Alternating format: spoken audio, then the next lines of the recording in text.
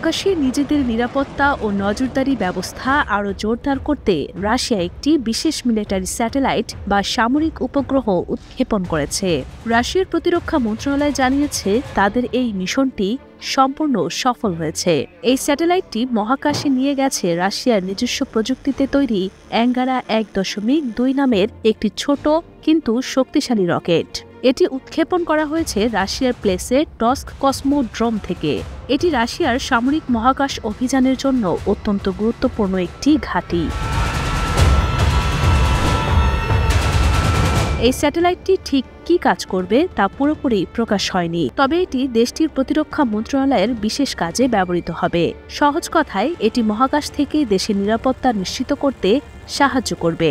মজার বিষয় হল 2024 সালে রাশিয়ার তৎকালীন প্রতিরক্ষামন্ত্রী সের্গেই শোইগু বলেছিলেন, প্লেসেটস কসমোড্রোমের আধুনিকায়ন বা সংস্কার কাজ শেষ হলে এখান থেকে রকেট উৎক্ষেপণের ক্ষমতা দ্বিগুণ হয়ে যাবে।